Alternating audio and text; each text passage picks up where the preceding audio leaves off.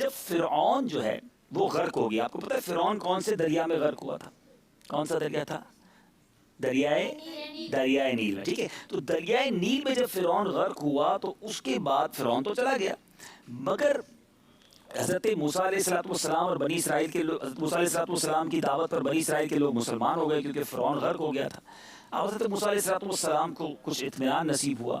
پھر اللہ تعالیٰ کی طرف سے حکم دیا گیا کہ آپ بنی اسرائیل کا لشکر لے کر بیت المقدس میں داخل ہو جائیں.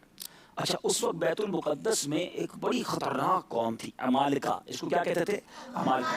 اچھا، عمالقہ کے لوگ بڑے جنگجو تھے، بڑے لڑائی کرنے والے تھے. حضرت موسیٰ علیہ السلام کے ساتھ 6 لاکھ کا لشکر تھا، 6 لاکھ لوگ ساتھ تھے بنی اسرائیل کے. لیکن جب آپ جہاد کے لیے روانہ ہوئے قوم عمالقہ کی طرف کہ ہم بیت المقدس میں جائیں گے اور اس کو کنٹرول لے لیں گے، تو یہ قوم ڈر گئی، بزدل ہو گئی، کہتے ہم نہیں جائیں گے، آپ اور آپ کا رب جانے، ہم آپ کے ساتھ، عمالقہ کی قوم بڑی خطرناک ہے، ہم ان سے لڑنے نہیں جائیں گے. تو اللہ تبارک و تعالیٰ نے ظاہر غضب فرمایا، اللہ کی ناراضی والا کام تھا. حضرت موسیٰ علیہ السلام ساتھ تھے مگر انہوں نے ساتھ ہی چھوڑ دیا، بزدلی کی. تو اب اللہ تبارک و تعالیٰ نے بنی اسرائیل کے ان لوگوں پر ایک ایسا عجیب و غریب عذاب نازل کیا. ایک میدان تھا، میدان کا نام تھا میدان طے. ٹھیک ہے، مدنی چینل کے ناظرین، ہم نے یہ آپ کو میدان دکھایا بھی ہے. یہ تبوک کے قریب، تبوک سے آگے عرب شریف میں وہاں جا کر وہ جگہ بھی دیکھ کر آیا ہوں. بڑی عجیب و غریب جگہ ہے. میدان طے جو ہے، یعنی دنیا میں ایسا کبھی نہیں ہوا ہوگا کہ 6 لاکھ افراد ایک میدان کے اندر ہوں مگر انہیں میدان سے نکلنے کا راستہ ہی نہ ملے. وہ ڈھونڈتے رہے، چلتے رہتے مگر صبح نکلتے شام کو وہیں پہنچ جاتے. ان کو باہر نکلنے کا راستہ ہی نظر نہیں آتا تھا، یعنی ایک طرح سے قید ہو گئی تھی. لیکن اب کچھ دنوں کے بعد بھوک لگی کہ ہم کھائیں کیا.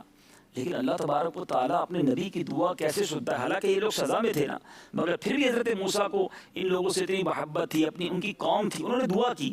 تو اللہ تبارک و تعالیٰ نے من و سلوہ ان کے کھانے کے لیے نازل کیا، اور حضرت موسیٰ علیہ السلام نے اپنا عصا ایک پتھر پر مارا تو اس سے 12 چشمے جاری ہو گئے. تو یہ 6 لاکھ افراد کی جو قوم کے لوگ تھے یہ الگ الگ چشمے پر گئے، پانی بھی پینا شروع ہو گئے اور من و سلوہ جو ہے وہ کھانے لگے. اچھا، اب من و سلوہ تھا کیا؟ دیکھیں، اس میں من جو تھا نا، یہ سفید شہد کا حلوہ تھا. یہ ایک طریقے سے سفید شہد تھی جو ایک طرح کا حلوہ تھا، اور یہ سفید رنگ کی شہد ہی تھی. لیکن یہ پتہ ہے آتا کیسے تھا؟ آسمان سے بارش کی طرح برستا تھا. جس طرح بارش برستی ہے نا، اس طرح شہد برستا تھا، حلوہ. اور سلوہ آپ نے کہا نا پرندہ ضرور تھا مگر وہ بٹیریں تھیں. تو یہ بٹیریں دخنی ہوا کے ساتھ آسمان سے نازل ہوتی، یعنی بھنی ہوئی پکی ہوئی بٹیریں آتی تھی، اور شہد آتا تھا، میٹھا بھی آتا تھا، پھیکا بھی آتا تھا، ایک طرح سے گوشت بھی آتا تھا، حلوہ روزانہ. اچھا، قرآن کہتا ہے وَأَنزَلْنَا عَلَيْكُمُ الْمَنَّ وَالسَّلْوَىٰ، اور تم پر من اور سلوہ اتارا. اچھا، ایک عجیب بات، حضرت موسیٰ علیہ السلام نے اس قوم سے کہا کہ من اور سلوہ اترتا تو ہے مگر تم اگلے دن کے لیے بچا کر نہیں رکھنا، روز آئے وہ کھا لینا ورنہ اچھا نہیں ہوگا، غلط ہوگا. مگر یہ عجیب لوگ تھے، کوئی بات نہیں مانتے تھے. اللہ کے نبی کی دعا سے کھانا اتر رہا، انہوں نے کہا نہیں بچانا، مگر انہوں نے سوچا کہ آج اترا ہے کل نہیں اترا. تو توکل نہیں تھا، بھروسہ نہیں تھا. تو انہوں نے کیا کیا؟ انہوں نے کچھ چھپا کر کل کے لیے رکھ لیا کہ اتنا اچھا کھانا آیا، کل نہ آیا تو کیا کریں گے. چھپا کر رکھا، تو اب جو چھپا کر رکھا وہ سڑ گیا، خراب ہو گیا. اور میں ایک عجیب بات آج آپ کو بتانے جا رہا ہوں، آپ کے لیے بھی ہوگی، مدنی چینل کے ناظرین کے لیے بھی ہوگی، کہ نبی پاک صلی اللہ تعالیٰ علیہ وسلم نے فرمایا کہ بنی اسرائیل نہ ہوتے نا تو کھانا کبھی خراب نہ ہوتا، نہ گوشت سڑتا. یار ہمارا فریج ہم نے بنایا نا، کھانا خراب ہو جاتا ہے اس میں رکھتے ہیں، کچھ دنوں کے بعد بدبو ہو جاتی ہے، کھانا کام کا نہیں رہتا. پیارے آقا فرماتے بنی اسرائیل نہیں ہوتے نا تو کھانا کبھی خراب ہی نہ ہوتا، ویسے ہی رکھ دیتے، چلتا رہتا.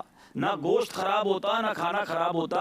کھانا خراب ہونا اور گوشت کا سڑ جانا اسی تاریخ سے شروع ہوا، ورنہ اس سے پہلے گوشت کبھی خراب نہیں ہوتا تھا. انہوں نے اللہ کی نافرمانی کی، توکل نہیں تھا، بھروسہ نہیں تھا، پتہ نہیں کل ملے گا نہیں ملے گا، تو چھپا کے رکھ لیا. چھپا کے رکھا تو ہمارا تو نقصان ہو گیا. کیا کہتے ہیں مدین، اب ہمارا گوشت بھی خراب ہو جاتا ہے. لیکن بہرحال اس میں اللہ کی حکمت ہے. لیکن اس سے سیکھنے کو کیا ملا کہ اللہ پر بھروسہ ہونا چاہیے. آپ نے بقرہ عید میں جانور دیکھے ہوں گے نا، بکرے کو چارہ کس کس نے کھلایا؟ ارے واہ، سب نے کھلایا، بچے شوق سے کھلاتے ہیں. بکرے کو دیکھا ہے کبھی آپ نے دوپہر کا کھانا کھلایا اور ٹوکری سنبھال کے رکھ لے کہ رات کو میں کھاؤں گا؟ اس کو نہیں فکر ہوتی. پانی پی کر وہ کہے بالٹی نہیں اٹھانے دوں گا، میں رات کو کیا پیوں گا. بکرا، گائے، جتنے جانور ہیں وہ دوپہر کو کھا کے فارغ. ان کو پتہ ہے جس رب نے دوپہر کو کھلایا وہی رات کو کھلائے گا. ہم خود جا کے کھلا رہے ہوتے ہیں نا. توکل کے بارے میں نبی پاک علیہ الصلوۃ والسلام کا ایک بڑا خوبصورت فرمان ہے، میرے بچوں ہمیشہ اللہ پر بھروسہ رکھو. اللہ تبارک پیارے آقا علیہ الصلوۃ والسلام فرماتے ہیں جس کا مضمون ہے کہ جس طرح اللہ پر توکل کرنے کا حق ہے ایسے توکل کرو گے تو اللہ تمہیں ایسے عطا فرمائے گا جیسے پرندوں کو عطا فرماتا ہے. آپ نے دیکھا ہے پرندے کا گھونسلہ کتنا سا ہوتا ہے، اس کے اندر کوئی کبٹ ہوتی ہے چھوٹی سی جس میں چارہ سنبھال کے رکھتا ہو 4 دن کا. ہم تو فریج بھی بھرتے ہیں، کبٹ بھی بھرتے ہیں. پرندہ کچھ نہیں، پرندہ سو بھوکا نکلتا ہے، شام آتا ہے گھر میں تو پیٹ بھرا ہوا ہوتا ہے. ہر پرندے کو رب عطا کرتا ہے، ہمیں بھی عطا کرے گا. میرے بچوں ہمیشہ اللہ پر بھروسہ رکھنا ہے اور رزق کے لیے ٹینشن نہ لو. لوگ کاروبار کھانے پینے کی ٹینشن میں ہوتے ہیں، ہمیں آخرت کی ٹینشن لینی ہے. رزق کا تو وعدہ ہے، مغفرت کا وعدہ نہیں. ہمیں مغفرت کی فکر کرنی ہے کہ یا اللہ ہماری مغفرت فرما، ہمارے گناہ معاف فرما، ہمارا ایمان سلامت رکھ. اللہ نے روزی دینے کا وعدہ کہ روزی تو مل کر رہنی ہے انشاءاللہ. یہ جن کو بھروسہ نہیں ہوتا نا وہی حرام روزی کی طرف چلے جاتے ہیں کہ یار تھوڑا ہے زیادہ کرنا ہے. اللہ مجھے اور آپ کو حرام روزی سے بچائے. اچھا یہ تو ہو گیا منو سلوا کی بات. میدان طے بھی آپ کو پتہ چل گیا کہ ایک ایسا میدان تھا. بنی اسرائیل کتنے تھے میدان کے اندر؟ یہ یاد رکھنا. اچھا اب آخری بات، ٹھیک ہے، اللہ تعالیٰ نے ید بیدا بھی عطا کیا تھا. آپ کا ہاتھ جو تھا نا، آپ کا ہاتھ حضرت موسیٰ کا ہاتھ وہ ٹارچ کی طرح روشن ہو جاتا تھا. وہ کیسے ہوتا تھا کہ آپ اپنے ہاتھ کو گریبان میں ڈالتے تھے، جب باہر نکالتے تھے تو آپ کا ہاتھ روشن ہو کر چمکنے لگتا تھا. پھر جب آپ اپنا گریبان ہاتھ کو واپس گریبان میں ڈالتے تو واپس ویسے ہی ہو جایا کرتا. سبحان اللہ. اور اس کا قرآن پاک میں جگہ جگہ تذکرہ ہے. حضرت ابن عباس رضی اللہ تعالیٰ عنہ نے فرمایا حضرت موسیٰ علیہ السلام کے دست مبارک سے رات اور دن میں آفتاب کی طرح نور نکلتا تھا. ٹھیک ہے، تو اب رات اور دن میں آفتاب کی طرح نور نکلے تو اب جس نبی کے ہاتھ سے نور نکلے تو اس نبی کے اپنے نور کا عالم کیا ہوگا. تو بہرحال حضرت موسیٰ علیہ السلام کا یہ واقعہ منو سلوہ آپ نے یاد